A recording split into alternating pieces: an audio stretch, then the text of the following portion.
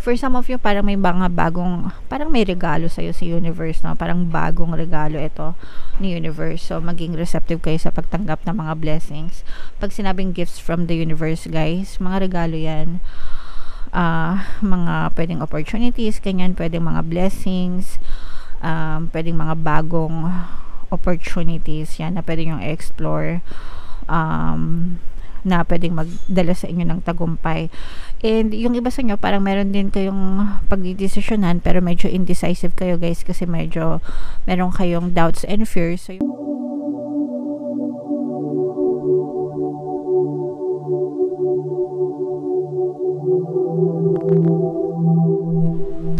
hello guys, hello Virgo, welcome back to Pinay Pixie Tarot. Ang pamagat ng episode natin for tonight is first quarter kapalaran para ngayong January to March, guys, para sa Virgo, Sun, Moon, Rising Sign, and Venus.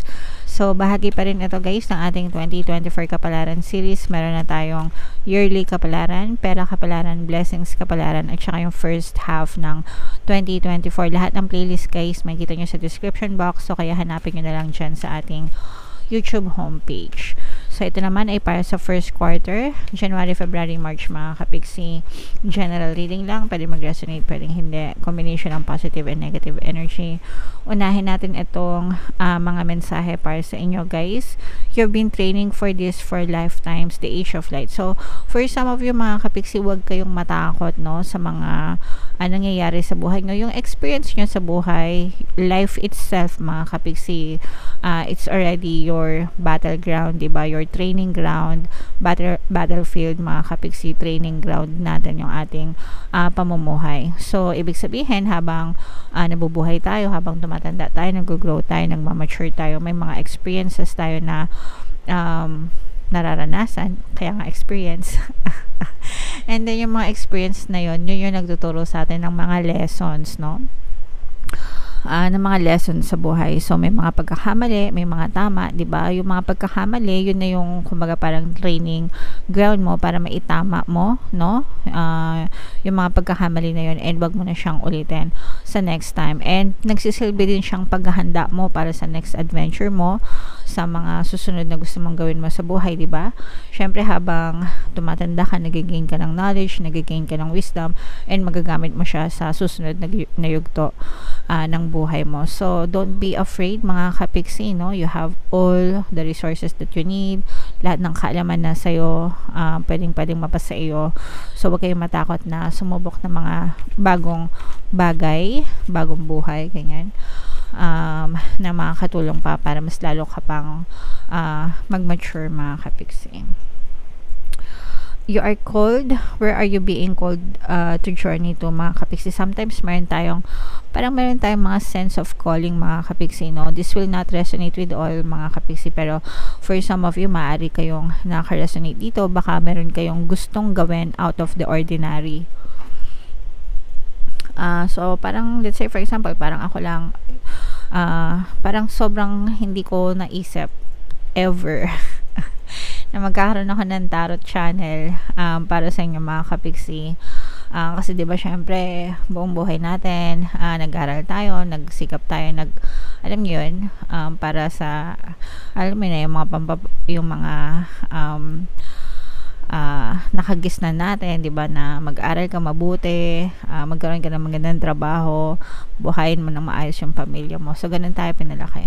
Never ko naisip, no, na mapupunta ako sa ganitong larangan.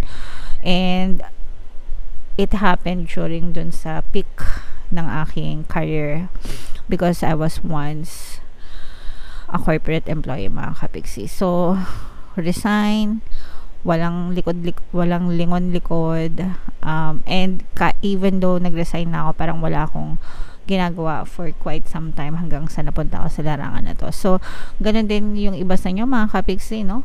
Maaring naguguluhan kayo kung ano talaga yung purpose nyo sa buhay, pero dadating yung araw na maaring mag-flicker na lang yan sa isip nyo. Ito yung gusto ko. This is what I want. Okay? Alright. And then, yung last message for you, Virgo. align your life, mga kapiksi, no? What is no longer in alignment with who you truly are. So, yung mga tapos na, guys, di ba yung mga tapos na, yung mga past experiences natin, especially yung mga negative, ayan, no, kaya nga ganito yung image niya kasi basag, 'di ba? Pagka nabasag, yung baso, 'di ba, pag nabasag, you cannot put the pieces back together na parang magiging brand new siya. Hindi 'yun ganon, 'di ba? Anong ginagawa niyo sa mga basag na baso? 'Di ba tinatapon niyo? Hindi niyo naman 'yan kinakabit-kabit ulit, no? Kasi kahit nakabit-kabitin niyo 'yan, yung functionality niyan hindi na siya gagana. So the same with life experiences, mga kapiksi, yung tapos na, no? It's over, it's done. Wala na siyang purpose sa buhay mo. It's nothing but memories, mga kapiksi, no? So you have to discard them. Itapon mo siya para magkaroon ng bagong space sa buhay mo, para doon sa mga bagong kaganapan, mga bagong lessons, mga bagong blessings sa buhay mo. Okay? So hindi ka na-align doon sa energy of the past kasi we're always moving, mga kapiksi. So, move on na, kalimutan na, 'di ba? Burahin na sa isip 'yan, itapon na sa basurahan. Lalo na yung mga kanagahan sa buhay, mga kapiksi, kasi hindi yan align sa true purpose mo sa buhay, which is to live happily ever after, mga kapiksi. Lahat tayo may karapatan na mabuhay happily ever after. Okay? Alright, so comment down below, Virgo, if naintindihan niyo yung mga messages para sa inyo. Tingnan natin yung ganap sa buhay mo, guys. Ngayong first quarter, shuffle ko to. Habang sinashuffle ko to, panoorin nyo muna yung video natin regarding sa ating paano mag-manifest ng abundance video course. Kapiksi, sawa ka na ba sa mga struggles at hirap sa buhay mo? Masipag ka ba at masikap sa buhay ngunit hindi ka pa rin umaasenso? Ilang beses ka na bang nag-attempt magnegosyo at mag-invest pero palagi ka pa rin nalulugi? Sa pagkakataon na ito ay maaaring may subconscious beliefs ka na nagiging balakid sa iyong pag-unlad at pagyaman. Introducing, paano mag-manifest ng abundance video course.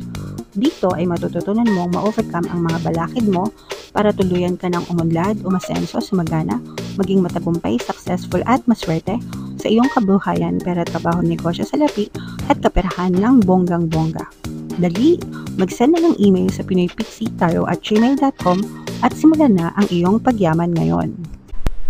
Alright, so sabay-sabay tayo magpayaman ngayon 2024, mga kapiksi. Huwag na kayo magpahuli, mag-avail na kayo ng video course na yan kasi sobrang ganda talaga niyan, guys.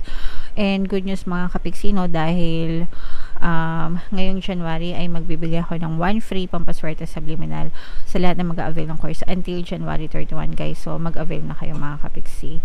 Meron din tayong email coaching, manifest your desires using the law of attraction. If meron kayong mga specific na gusto nyong i-manifest, pwedeng love and relationship, pwedeng money or career, pwede kayo magpabook ng email coaching session with me. Mag-send lang kayo, guys, ng email sa pinoypixitaro@gmail.com. So, Virgo, guys, kayo ay represent ng Queen of Pentacles sa ating spread. Meron din tayong another earth sign energy, Capricorn, Taurus, Virgo. For some of you, you may be dealing with an earth sign. For some of you, maaaring meron kayong mga ganyang elements sa inyong natal chart. Ito, guys, ito yung combination ng positive and negative energy. Unahin natin yung negative energies nyo, mga kapiksi. By the way, angel number 1010, guys, i-check nyo yung ibig sabihin yan. I-comment nyo na rin sa comment section kasi baka may additional na mensahe sa inyo ang inyong mga anghel gabay. Negative, mga kapiksi, mag-ingat sa mga manloloko, mag-ingat sa baka magkaroon kayo ng maling investment, mga kapiksi. Okay, this is more on investment, guys. Masasayang yung pera nyo. So, mag-ingat kayo sa mga scam, yung mga lagay-lagay ng pera dito, tapos kikita kayo ng ganito, invite ganyan, tapos wala namang mga kapalit na produkto or something. Sometimes, even yung cryptocurrency, guys, no, na anuhan na rin siya, na napapasok na rin ng mga scam, no? Saan ka ba naman nakakita ng crypto na ginawang networking? 'Di ba? Kasi yung cryptocurrency, 'di ba, parang ano lang din siya, stock market, buy low, sell high, mga kapiksi. So dapat hindi siya pinapasukan ng networking. Kapag ka ganun, definitely mag-ingat-ingat kayo kasi parang ano na rin siya, scam na rin, okay? So mag-ingat kayo sa mga ganong klaseng investment, mga kapiksi, kasi masasayang yung investment nyo, guys.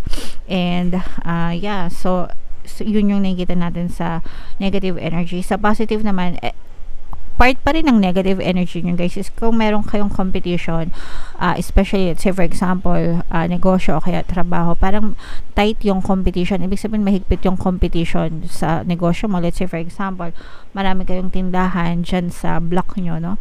Sa subdivision nyo, maraming may tindahan na pwesto. So, syempre, tight yung competition. Pero, nakikita natin dito na kayo yung mananalo sa kung ano man yung competition na sinasalihan yung mga kapiksi.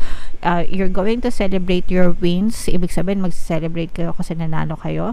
And, tawag dito, aanihin nyo yung ano ba tawag doon, rewards, 'di ba?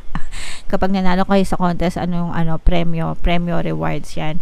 So, magiging masaya kayo kasi mabibit nyo yung competitors nyo, but at the same time, malaking rewards yung kapalit nito para sa inyo.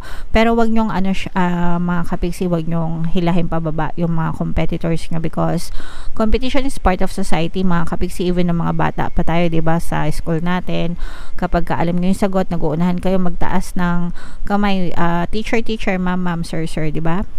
Para matawag kayo ng teacher nyo. So, yun pa lang, nadi-display na yung competition even sa loob ng bahay. Sometimes, yung mga magkakapatid, diba, nagko-compete sila sa atensyon ng nanay at tatay nila. As long as it's healthy and it brings out the best in you. Pero wag na wag kayong mambabash, wag na wag kayong manghihila, no, ng ibang tao pababa. Para lang magmukhang maganda kayo.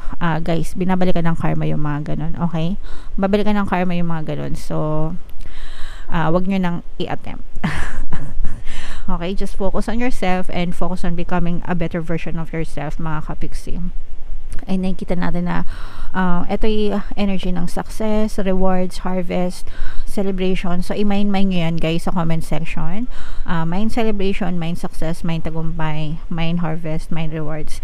And for some of you, maganda din yung energy nyo sa loob ng tahanan, mga kapiksi. For some of you, parang may mga parang may regalo sa'yo sa universe, no? Parang bagong regalo ito ni universe. So, maging receptive kayo sa pagtanggap ng mga blessings. Pag sinabing gifts from the universe, guys, mga regalo yan. Mga pwedeng opportunities, kanyan, pwedeng mga blessings, pwedeng mga bagong opportunities, yan, na pwedeng yung explore, na pwedeng magdala sa inyo ng tagumpay. And yung iba sa inyo, parang meron din kayong pagdidesisyonan pero medyo indecisive kayo, guys, kasi medyo meron kayong doubts and fears. So, yung mga doubts and fears, yun yung nagiging balakid nyo, yun yung pumipigil sa inyong kasaganaan. So, kailangan nyo ma-overcome yung mga doubts and fears nyo, mga kapiksi, kasi pag na-overcome nyo yan, magtutuloy-tuloy yung progress ng buhay nyo. So, very evident sa ating reading, mga kapiksi, yung energy ng tagumpay. For some of you, feeling ko meron kayong mga milestones na ma-achieve. Let's say, for example, di ba pagka simula ng taon, nag-goal setting tayo? Kayo ba nag-goal setting? Tanong ko lang, mga kapiksi, nag-goal setting ba kayo? Nagpaplano ba kayo for the entire year? Kasi ako nag-goal setting ako, guys. Maganda kasi yon, natatrack mo kung nagkakaroon ka ng progress sa isang buong taon and kung mas nagiging maganda pa yung taon mo this year kesa last year, okay? Kung hindi nyo pa ginagawa, guys, recommend ko na mag-goal setting kayo. Kung ayaw nyo naman, okay lang.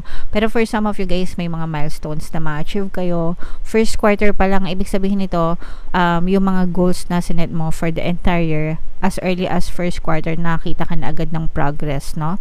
Nakikita ka na ng progress, ng improvement, ganyan, ng tagumpay. So, i-mind nyo yan sa comment section, mga kapiksi. Alright? For some of you, maaari kayong makatanggap ng marriage proposal, guys. Yee! Love is in the air. For some of you naman, parang kahit hindi kayo formal na magkaroon ng proposal, mga engagement, ganyan. Pero I'm sensing na yayain ka ng person mo na magsama. Parang ganon. Uso naman na yun, guys. That's fine. Kumbaga parang live in together, ganyan, as a couple, kahit na hindi formal pa na nagpapakasal. And okay lang yun, guys. And feeling ko parang gusto na kayong yayain ng person mo if you already have a partner or specific person. Gusto ka na niya yayain na magsama kayo, mga kapiksi, and start a new life. Okay?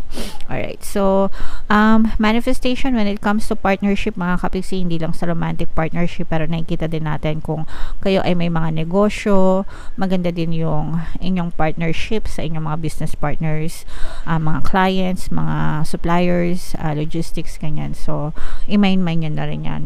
Good partnership, mga kapiksi. At saka yung success and tagumpay, i-mind nyo na lahat yan sa comment section para maramdaman nyo yung positive energy, mga kapiksi. Alright? So, comment down below, Virgo, if feeling nyo naka-resonate kayo sa mga messages, guys. Ito yung ating mga subliminals, pampaswerte subliminals. Pakinggan nyo na sobrang ganda para maging maswerte kayo. And ito naman yung ating success stories ng paano mag-manifest ng abundance video course. Click here to subscribe, guys, and click here to join our membership program. Thank you for liking, sharing, and subscribing. See you again next time. Love you all. Have a nice day. Bye-bye.